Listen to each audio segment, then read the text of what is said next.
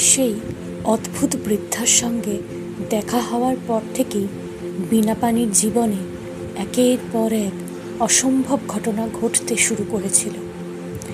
বীণাপানির মাথার ভেতর বীণা আর ডমরুর যৌথ শব্দ তরঙ্গ, রাত্রিবেলা গল্প পাঠ করার পরে মানুষের অলৌকিক পরিবর্তন, অটিজমে আক্রান্ত শিশুর কথা বলা শুরু করা, প্যারালিসিসে হারিয়ে যাওয়ার স্বর ফিরে আসা, আর প্রতিবারই টিয়া পাখির ডাক, কাঁঠালি চাপার গন্ধ আর এক অদ্ভুত সবুজ উপস্থিতি।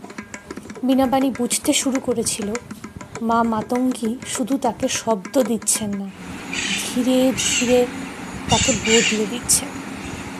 কিন্তু সে তখনও জানতো না মানুষকে সুস্থ করার বিনিময়ে তার নিজের ভেতর থেকেই কি ভয়ঙ্কর বলিদান নেওয়া শুরু হয়েছে। সেদিন হাসপাতালে প্রথমবার আমি এমন এক অস্তিত্বের মুখোমুখি হয়েছিলাম যাকে দেখে মনে হয়েছিল অন্ধকারও বোধহয় কখনো কখনো ক্ষুধার্ত হয়ে ওঠে। নমস্কার, ইচ্ছেডানা ইউটিউব চ্যানেলে আপনাদের সকলকে স্বাগত। আজ আপনারা শুনছেন বীণাপানির কণ্ঠ, এই কাহিনীর শেষ পর্ব, যে কণ্ঠ আমার নয়।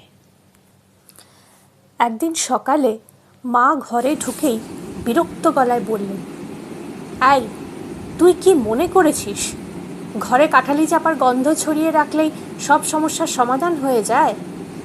চারপাশে লোকজন আছে, তারা কি বলবে?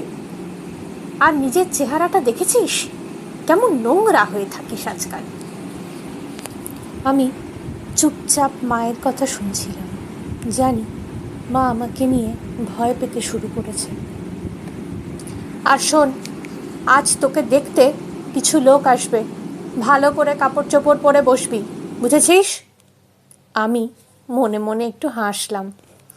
ঠিক তখনই দরজায় কলিং বেলটা বেজে উঠল। অনেকক্ষণ পরে মা ঢুকলেন তিনজন অচেনা মানুষকে নিয়ে। তাদের চোখে মুখে এক অদ্ভুত ক্লান্তি। তাদের মধ্যে একজন বললেন, "আমরা একটি সমাজ কল্যাণমূলক সংস্থার সঙ্গে যুক্ত, শারীরিক ও মানসিকভাবে বিশেষ চাহিদা সম্পন্ন শিশুদের নিয়ে কাজ করি। বহুদিন ধরে কিছু অভিভাবক আমাদের আপনার ভিডিওর কথা বলছিলেন। তারা বলছিলেন আপনার গল্প শোনার পরে তাদের সন্তানদের মধ্যে কিছু পরিবর্তন হচ্ছে।" লোকটা একটু থামল। "আমরা জানি না এটা কিভাবে সম্ভব, কিন্তু যদি সত্যি আপনি ওদের সাথে একটু কথা বলতেন।" আমি না বলতে যাচ্ছিলাম। ঠিক সেই সময় দূরে কোথাও একটা টিয়া পাখি ডেকে উঠল, আর তার সঙ্গে সঙ্গে ভেসে এলো কাঁঠালি চাপার গন্ধ। আমার বুকের ভিতরটা ধীরে ধীরে ঠান্ডা হয়ে গেল। আমি বুঝলাম মা মাতঙ্গী আমায় পথ দেখাচ্ছেন। আমি শান্ত গলায় বললাম, "ঠিক আছে, ওদের কালকে নিয়ে আসুন।" পরের দিন দুপুরের পর থেকেই বাড়িতে ভিড় জমতে শুরু করলো। বিভিন্ন বয়সের শিশু। তারা কেউ কথা বলতে পারে না, কেউ মানুষের চোখের দিকে তাকাতে পারে না, কেউ অকারণে নিজের হাত কামড়ে চলেছে। তাদের বাবা মায়েদের চোখে তখনও শেষ আশার ছায়া। আমি সবাইকে নিয়ে বাড়ির ছাদে উঠলাম। সেদিন আকাশটা অদ্ভুত মেঘলা ছিল, আর হাওয়ায় ছিল একটা ভিজে গন্ধ। ছোট কাপড়ের ব্যাগটা খুলে টিয়া পাখির কয়েকটা সবুজ পালক বের করলাম। একটা পালক নিজের হাতে নিলাম, আর একটা দিলাম বছর 7 একটা ছেলেকে। ওর নাম সুমিত। আমি হাতের ইশারায় ওকে বোঝালাম আমি যা করছি ও যেন সেটাই করে। তারপর চোখ বন্ধ করে দেবী মাতঙ্গীকে স্মরণ করলাম। টিয়া পাখির পালকটা কানের ভেতরে হালকা করে ছুঁয়ে দিলাম। সুমিতও আমাকে দেখে একই কাজ করতে লাগলো। একবার, দুবার, 3বার, হঠাৎ ছেলেটার শরীরটা কেঁপে উঠল, তার চোখ দুটো বিস্ফারিত হয়ে গেল। মনে হলো যেন পৃথিবীর সমস্ত শব্দ একসঙ্গে ওর কানের ভেতর ঢুকে পড়েছে। আমি আস্তে করে জিজ্ঞাসা করলাম, সুমিত, এটা কি? সুমিত বলল, আমি আবার জিজ্ঞাসা করলাম, সুমিত, এটা কি বলো তো?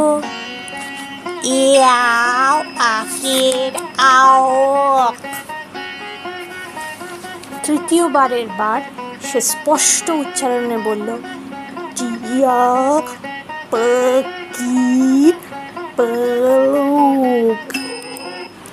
চারপাশে মুহূর্তের মধ্যে কান্নার শব্দ উঠল।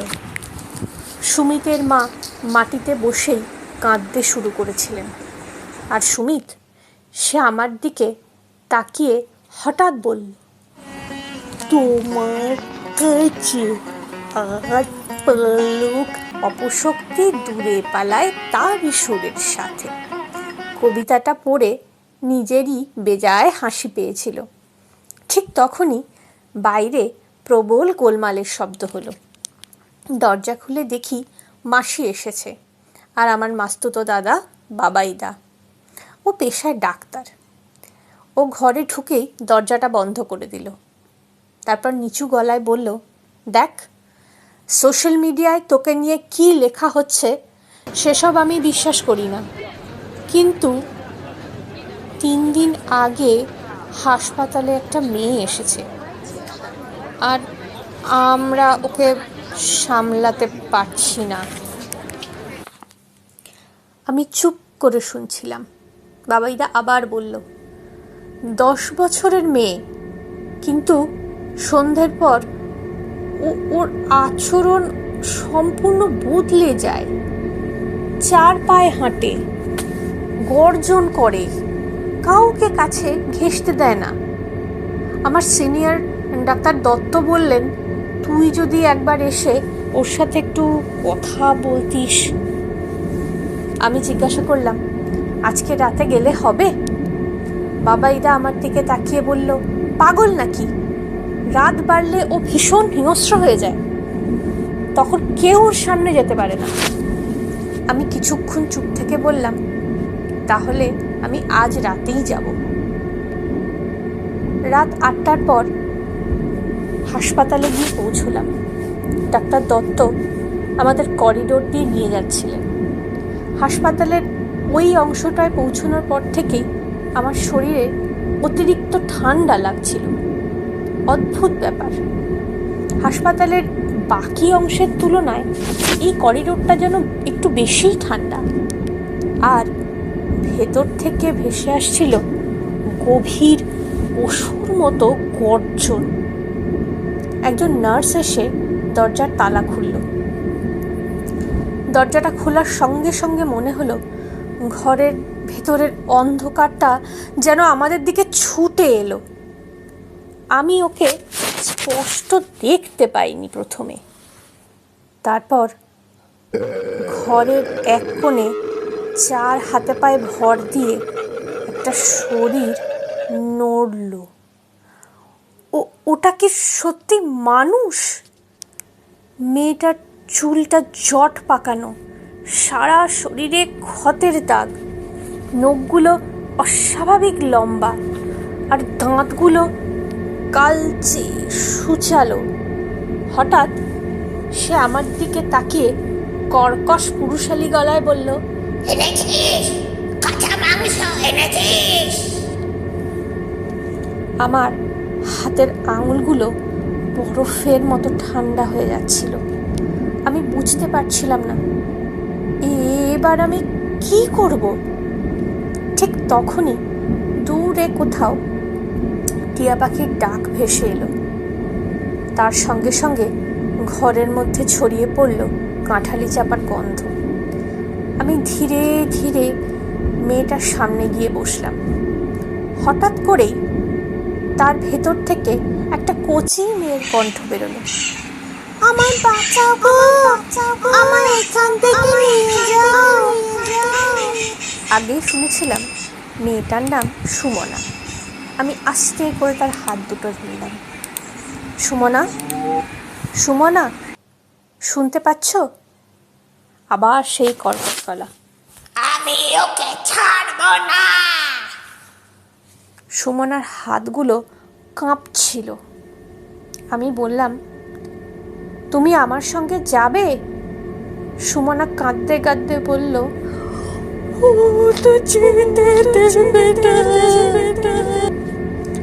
আমার হাতের ওপর ওর নখগুলো ধীরে ধীরে বসে যাচ্ছিল। তীব্র যন্ত্রণা হচ্ছিল। তবুও আমি ওর হাতটা শক্ত করে ধরে বললাম, আমার সঙ্গে এই ছড়াটা বলো। তারপর ধীরে ধীরে উচ্চারণ করতে শুরু করলাম। মাতঙ্গীর টিয়া পাখি ডাকে গভীর রাতে, অপশক্তি দূরে পালায় তারি সুরের সাথে। আমি জানি না কেন, কিন্তু ঠিক সেই মুহূর্তে গলার সুরটাও যেন আমার ছিল না। আর সুমনাও কাঁপতে কাঁপতে ছড়াটা বলতে শুরু করলো। আর তখনই তার শরীরের ভেতরের জিনিসটা যেন উন্মত্ত হয়ে উঠল। সে নিজের গলাটাই নখ দিয়ে চেপে ধরতে লাগলো। আমি জোর করে তার হাতটা সরিয়ে দিলাম। বলো সুমনা, বলো, থামবে না, যতই কষ্ট হোক। আমার গায়ে আঁচড় বসছিল, রক্ত বেরোচ্ছিল। তবুও আমরা দুজনেই ছড়াটা বলতে লাগলাম। ধীরে ধীরে সুমনার শরীরটা শান্ত হয়ে এলো। তারপর হঠাৎ দেখলাম ওর ঘাড়ের পেছন দিক থেকে কালচে ধোঁয়ার মতো কিছু একটা উঠে জানালার দিকে সরে যাচ্ছে। আর ঠিক জানালার ওপারে বৃষ্টির মধ্যে চুপচাপ বসে আছে 3টে টিয়া পাখি। তারপর আমার চোখ দুটো ধীরে ধীরে ঝাপসা হয়ে গেল। জ্ঞান ফিরলে দেখি আমি হাসপাতালের বেডে শুয়ে আছি। চারপাশে বাবা, মা, বাবাইদা, ডাক্তার দত্ত, সবাই যেন ও এখন সম্পূর্ণ শান্ত, সাধারণ মানুষের মতোই আচরণ করছে। অনেক দিন পর নিজের নাম বলেছে, খেয়েছে, ঘুমিয়েছে। আমি চোখ বন্ধ করলাম। ঠিক তখনই হঠাৎ অনুভব করলাম আমার মাথার ভেতরে কোথাও যেন খুব ধীরে, খুব গভীরে একটা বীণা বেজে চলেছে। আর তার সঙ্গে মিশে আছে মৃদঙ্গের ভারী শব্দ, লাস্য, তাণ্ডব, সৃষ্টি, ধ্বংস। আমার বুকের ভেতরটা কেমন ফাঁপা ফাঁপা লাগছিল। মনে হচ্ছিল সুমনার ভেতর থেকে যেটা চলে গেছে সেটা বোধ হয় সম্পূর্ণ বিলীন হয়নি। কিছু একটা যেন আমার শরীরের ভেতরে চলে এসেছে। সেই মুহূর্তে আচমকা হাসপাতালের কেবিনটা কাঁঠালি চাপার গন্ধে ভরে উঠল। আর আমি স্পষ্ট শুনতে পেলাম অনেকগুলো টিয়া পাখি একসঙ্গে ডেকে চলেছে। আমি ধীরে ধীরে চোখ খুললাম। কেবিনের কাচের ওপারে অন্ধকারের মধ্যে এক মুহূর্তের জন্য একটা সবুজাভ অবয়ব দাঁড়িয়েছিল। নারী মূর্তি, অগোছালো চুল, হাতে বীণা, আর তার ঠিক পেছনে একটি দীর্ঘ কৃষ্ণবর্ণ ছায়ামূর্তি মৃদঙ্গ বাজিয়ে ধীরে ধীরে নৃত্য করছে। আমি নড়তে পারছিলাম না, শুধু অনুভব করছিলাম আমার শরীরের ভেতর থেকে যেন খুব সূক্ষ্মভাবে কিছু একটা খুলে নেওয়া হচ্ছে। যেন মা মাতঙ্গী প্রতিটি শব্দের বিনিময়ে আমার ভেতর থেকে একটু একটু করে তার বলিদান গ্রহণ করছে। পরের কয়েক মাসে সুমনা ধীরে ধীরে সুস্থ হয়ে উঠল। তার পরিবার আর কখনো তার খোঁজ নিতে আসেনি। শেষ পর্যন্ত সমস্ত আইনি প্রক্রিয়া সম্পন্ন করে আমি ওকে নিজের কাছে নিয়ে এলাম। আজও সুমনা আমাকে দিদি বলে ডাকে না, সে শুধু আমায় মা বলে ডাকে। তবে মাঝে মাঝে গভীর রাতে ঘুম ভেঙে গেলে দেখি সুমনা চুপচাপ আমার দিকে তাকিয়ে বসে আছে আর খুব আস্তে আস্তে বলছে, মা, তোমার গলাটা দিন দিন অন্যরকম হয়ে যাচ্ছে কেন? আমি কোনো উত্তর দিতে পারি না, কারণ আমিও বুঝতে পারছি আমার কণ্ঠস্বরটা বোধহয় আর আমার থাকছে না, ধীরে ধীরে অন্য কারোর হয়ে যাচ্ছে। আজকে এই পর্যন্তই। গল্পটি ভাল লাগলে লাইক, কমেন্ট, শেয়ার এবং সাবস্ক্রাইব করে পাশে থাকবেন। ধন্যবাদ।